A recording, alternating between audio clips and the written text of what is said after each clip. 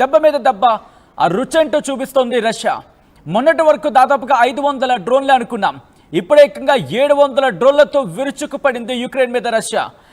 ఇక్కడ ట్రంప్ యుక్రెయిన్కి మద్దతు తెలుపుతానంటూ మాట్లాడుతున్న నేపథ్యంలో నేనంటే నా దెబ్బంటే ఏంటో రుచి చూస్తావా అన్నట్టుగా కొడుతోంది రష్యా దెబ్బ మీద దెబ్బ. ఈసారి ఏకంగా 1 కాదు 2 కాదు 500 కాదు ఏకంగా 728 డ్రోన్లు 13 మిజైళ్లతో బాంబుల వర్షాన్ని కురిపించింది. దీంతో యుక్రెయిన్ తగలబడిపోతోంది. ఆ విజువల్స్ మీరు చూడొచ్చు. రష్యా దాడిలో 11 నగరాలు ధ్వంసమయ్యాయంటూ తెలుస్తోంది. దాంతోపాటు 3 ఏళ్ల యుద్ధంలో 2022లో మొదలైన యుద్ధం ఈ రోజు వరకు చూసుకుంటే ఈ 3 ఏళ్ల యుద్ధంలో ఇది అత్యంత భీకర దాడి. ట్రంప్ మాటను పుతిన్ ఏమాత్రం పట్టించుకోవటం లేదు. ఇద్దరి మధ్య చర్చలనే మాట మాత్రమే, కానీ ఆ చర్చలకు ప్రస్తుతం అడ్రస్సే గల్లంతైంది. వీళ్ళిద్దరూ మాట్లాడుకుంటున్న మాట పక్కన పెడితే ప్రస్తుతం యుక్రెయిన్ మీద దాడికి దిగింది రష్యా. ఏకంగా 700 మిజైళ్లతో దాడికి పాల్పడిందంటే అర్థం చేసుకోవచ్చు అక్కడ ఎటువంటి పరిస్థితులు ఉన్నాయనేది. ఈ నేపథ్యంలో ఆ దాడులకు సంబంధించి విజువల్స్ మీరు చూస్తున్నారు. ఆ విజువల్స్ మీరు చూడొచ్చు. ఏకంగా 1 కాదు 2 కాదు 700 డ్రోన్లను. ఎందుకంటే ఇక్కడ యుక్రెయిన్ ఏ స్థాయిలో దెబ్బ కొట్టిందో రష్యా చవి చూసింది. యుక్రెయిన్ దెబ్బకి రష్యా ఇప్పుడు జాగ్రత్త పడింది. ఆ రోజే రష్యా అధికారులు చెప్పుకొచ్చారు, రష్యా మంత్రులు చెప్పుకొచ్చారు, మేము కొట్టే దెబ్బ యుక్రెయిన్ కలలో కూడా ఊహించదు అని చెప్పి. ఇప్పుడు ఆ మాటకి కట్టుబడ్డాడా అనే అంశానికి సంబంధించి ప్రస్తుతం చర్చ జరుగుతోంది. ఒకసారి ఆ విజువల్స్ చూద్దాం. ఆ disturbing visuals. In fact this is the disturbing content, viewer description is advised. ఈ కథనం మిమ్మల్ని కాస్త కలవరపరచవచ్చు. దీనికి సంబంధించి తగిన జాగ్రత్తలు తీసుకోవాలని ఆర్టీవీ సూచించడం జరుగుతోంది. విజువల్స్ చూద్దాం.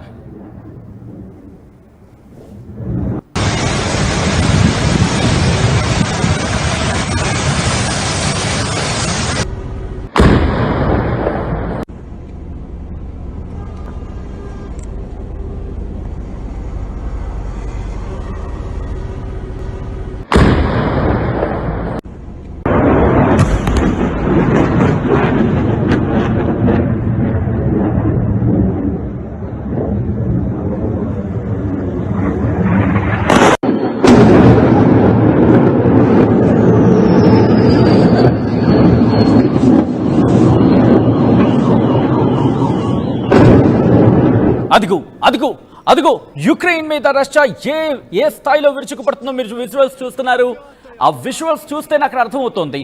దాదాపుగా 700కు పైగా సుమారుగా 1000 డ్రోన్లను ఉపయోగించినట్టు చర్చ జరుగుతోంది. అయితే ఇక్కడ యుక్రెయిన్ ఒకటే చెబుతోంది ఇది ఏమాత్రం సమంజసం కాదు, ఇది కరెక్ట్ కాదు. కానీ మేము ఆ డ్రోన్లను పేల్చేసాం, గగనతలంలోనే వాటిని పేల్చేసాం. యుక్రెయిన్కు ధీటైన సమాధానం ఇచ్చాం, యుక్రెయిన్కు సరైన జవాబు ఇచ్చామంటూ కూడా చెప్పుకొచ్చింది. దాంతోపాటు 13 మిజైల్స్ను ప్రయోగించిందంటే అర్థం చేసుకోవచ్చు యుక్రెయిన్ మీద రష్యా. సో ఈ నేపథ్యంలో అక్కడ పరిస్థితులు ఏ విధంగా ఉన్నాయో మనం చూడొచ్చు. ఇటు యుక్రెయిన్ ఇప్పుడు అల్లాడిపోతోంది, భయపడిపోతోంది. అమెరికా కాదు కదా ఇటు పశ్చిమ దేశాలని కలిసికట్టుగా వచ్చినా కూడా మమ్మల్ని ఏమీ చేయలేరు అన్నట్టుగా రష్యా సమాధానం ఇస్తోంది. ఏకంగా 728 డ్రోన్లు 13 మిజైళ్లను యుక్రెయిన్ మీద ప్రయోగించింది. దాంతోపాటు యుక్రెయినియన్ ఫోర్సెస్ అదే చెప్పడం జరుగుతోంది. మొత్తం వాటిని గగనతలంలోనే పేల్చేశాం. దాంతోపాటు రష్యాకి సంబంధించి రష్యా ఏ స్థాయిలో 3 ఏళ్లలో కనీ విని ఎరుగని రీతిలో దాడులు చేశారంటూ కూడా యుక్రెయిన్ అధ్యక్షుడు జెలెన్స్కీ చెప్పుకొచ్చాడు.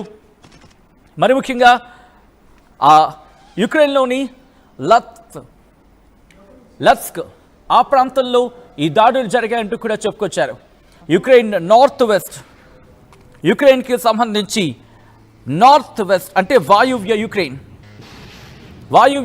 మీద ఈ ప్రభావం ఎక్కువగా ఉందంటూ చెప్పుకొచ్చారు. అక్కడ పోలాండ్ బెలారూస్ ఆ బోర్డర్లో ఈ దాడులు జరిగినట్టుగా యుక్రెయినే చెప్పుకొచ్చింది. దాంతోపాటు మరో 10 ప్రాంతాల్లో ఈ దాడులు జరిగాయంటూ కూడా చెప్పుకొచ్చింది Ukraine.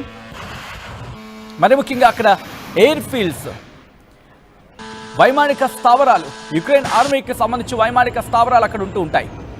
Cargo planes, fighter jets ఇవన్నీ అక్కడ ఎప్పటికప్పుడు చక్కర్లు కొడుతూ ఉంటాయి. అయితే అక్కడ ఎటువంటి డ్యామేజ్ జరగలేదంటూ యుక్రెయిన్ చెబుతోంది. రష్యా ఈ మధ్య యుక్రెయిన్ ఎయిర్ డిఫెన్సెస్ సంబంధించి యుక్రెయిన్ ఎయిర్ డిఫెన్సెస్ లక్ష్యంగా, అంటే యుక్రెయిన్ వైమానిక స్థావరాల లక్ష్యంగా భీకర దాడులకు దిగుతోంది, భీకర దాడులకు పాల్పడుతోంది. రష్యా తన లార్జెస్ట్ ఏరియల్ అటాక్ కింద మాట్లాడుకోవచ్చు. జూలై 4కు సంబంధించి మాట్లాడుకున్నా, ఆ తర్వాత కొద్ది రోజుల వ్యవధిలోని మరి ముఖ్యంగా రష్యా బిగ్ ఆర్మీకి సంబంధించి మాట్లాడుకున్న సందర్భంలో దాదాపుగా 1000 కిలోమీటర్లు ఆ లక్ష్యాన్ని అక్కడకు వెళ్ళి ఏకంగా దాడులు చేసింది. అమెరికా అధ్యక్షుడు ట్రంప్ మంగళవారం ఏమంటున్నాడంటే, not happy with Russian president Vladimir పుతిన్తో నేను సంతోషంగా లేను, పుతిన్ వ్యవహార శైలి నాకు నచ్చడం లేదు అంటూ చెప్పుకొచ్చాడు. ఎందుకంటే ఎక్కడ కూడా కాల్పుల విరమణకు ఒప్పుకోవటం లేదు, ఎక్కడా కూడా శాంతి చర్చలకు రావటం లేదు. నేను శాంతిని డిమాండ్ చేస్తున్నాను, నేను జనవరి నుంచి చెప్తున్నాను, వచ్చిన దగ్గర నుంచి వీళ్ళిద్దరిని సెటిల్ చేసే ప్రయత్నం చేస్తాను, కానీ ఇక్కడ పుతిన్ నా మాట వినట్లేదు, ఇక్కడ పుతిన్ నా మాటను పట్టించుకోవట్లేదు అంటూ కూడా ట్రంప్ చెప్పుకొచ్చాడు. ఒక్కసారిగా పుతిన్ నా మాట వినట్లేదు అంటూ కూడా ట్రంప్ చెప్పుకు రావడం ప్రస్తుతం సంచలనంగా మారుతుంది. ఎందుకంటే అన్నాడు కదా, నేను ఆఫీస్కి వచ్చిన వెంటనే, అంటే ఆఫీసులకు రావడం in the sense oath taking, అంటే ప్రమాణ స్వీకారం చేసిన వెంటనే, ప్రమాణ స్వీకారం చేసిన నిమిషాల వ్యవధిలోనే యుద్ధాన్ని ఆపేస్తాను అని చెప్పుకొచ్చాడు. ప్రస్తుతం యుద్ధం ఆగకపోగా యుద్ధం చినికి గాలివారిగా ఇంకా ఎక్కువ అవుతోంది.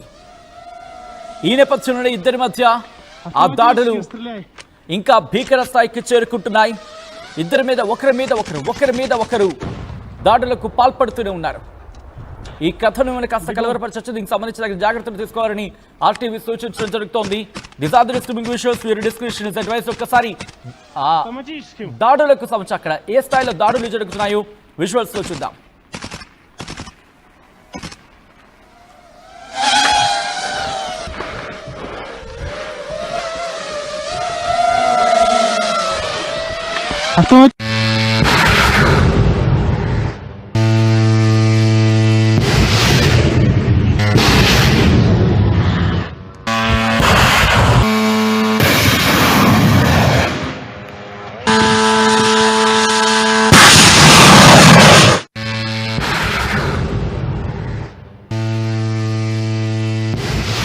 రైట్, అదిగో ఇక్కడ ట్రంప్ చేసిన వ్యాఖ్యలు ఒక్కసారి నేను మీకు తెలుగులో చదివి వినిపించే ప్రయత్నం చేస్తాను. యుక్రెయిన్ పై దాడి చేస్తాడు ప్రారంభించారు. ఒకసారి ట్రంప్ ఏమన్నాడో చూద్దాం.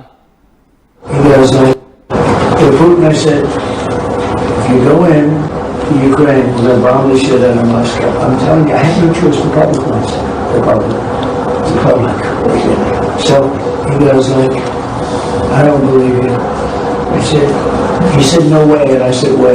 And then he goes like, I don't believe you, but the truth is he believed me 10%.